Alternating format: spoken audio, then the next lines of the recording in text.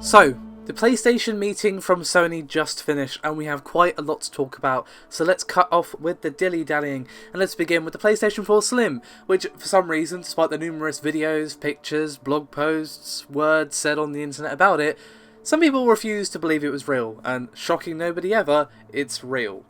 It is going to be the standard model from now on, confirming many people's speculations, including myself, that it's just going to replace the current PS4, and as we also said, it is going to have the same power. There's not going to be any improvements to this hardware. It is literally just going to be a slimmer variation on the PS4 that is going to replace the current one. As for the pricing and release date, it is going to be $299 or £259, and it's going to be out on September the 15th, so not too far away at all. However, the main star of the event was of course the Neo, or as we now know it's called, the PlayStation 4 Pro, and this is going to be sold alongside the standard model with HDR support as well as 4K gaming. Now sadly, when Mark Cerny took the stage to tell us more about the console, he didn't give us any hard specs. He didn't say it's got 60 flops or whatever like we had with the Xbox Scorpio. My feeling is they didn't want to talk about it just yet because they're still maybe trying to nail a few things down.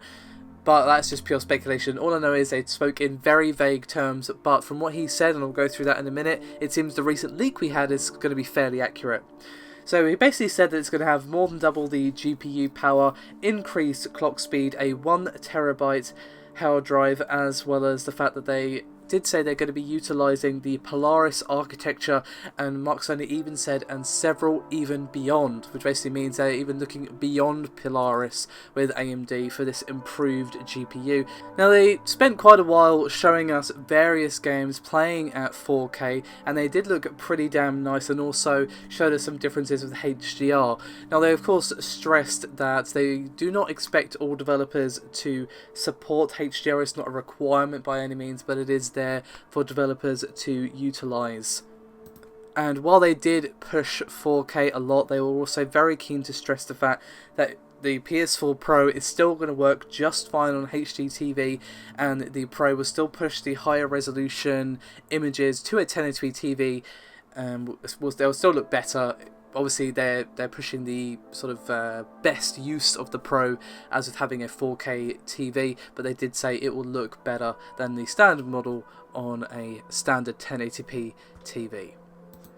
Now what's pretty cool actually is that they said that numerous games already in the PS4 library are going to be patched to basically look better on the Pro, and they're calling this forward compatibility. So basically the developer, if they so desire, can go back into their game, patch it to take advantage of the improved hardware, and Pro users can enjoy that better fidelity. But of course it does mean that you're going to get the same games across both platforms. It's going to work in a similar way to the Scorpio, and we won't be getting any Pro exclusive games. Not that they said. It seems to be the case. It's going to be a Scorpio-like arrangement. For instance, the game Farpoint allegedly used double the pixel counts for the PlayStation 4 Pro.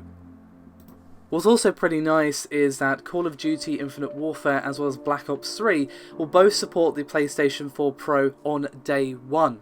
Another nice little treaty that we got courtesy of BioWare was our first real look at Mass Effect Andromeda running on the PlayStation 4 Pro, and it actually looks pretty damn nice. Very pretty graphically, and it seems that the rumours surrounding jetpacks were indeed true. Now, as I said earlier on in the video, another thing that Sony were very much pushing was the improvements that HDR can bring to the table. Now, while of course I'm watching this on a normal monitor, I can only experience a certain amount of what HDR will actually do, because I'm not seeing it with my eyes, like there. I'm seeing it through several TVs and cameras and yada yada yada, but even on that particular limited setup, it still looked like HDR was a nice improvement, which is why it's actually kind of nice that the standard model PS4 will be getting HDR via a firmware update next week. So if you have a HDR capable TV, then you're in luck, as your standard PS4 will be supporting that from next week. Now what's really interesting is that a particular phrase that interests me was used by Andrew House, and he confirmed the change from PlayStation 4 to PS4 Pro from the upheaval that we had when we went from I say upheaval, the change that we had from SD to HD. Now that's a pretty big change, I'm sure you will agree, you know, and perhaps a bold claim to make. We'll have to see how bold that claim truly is. But let's finish on what you all really want to know. When is it coming out and how much is it? And to my surprise, it's actually coming out this year. Yep, I lost that bet, guys. It is coming out on November the 10th this year and is going to cost $399. So there you have it. Hopefully we get some hardline specs before too long. I mean, I'd be a little bit concerned if they're still trying to nail down specs at this late stage, but their vague use of terms like more than double the GPU power isn't really helpful, so fingers crossed they give us the nitty-gritty in a few weeks' time. But for now, that is all the information I have for you from the Sony conference. Sadly, no PlayStation VR, but we still got quite a bit to sink our teeth into. So, let the discussion commence. Thank you very much for watching. Do remember to like and subscribe if you haven't done so already. It does help out a great deal, and I'll see you next time.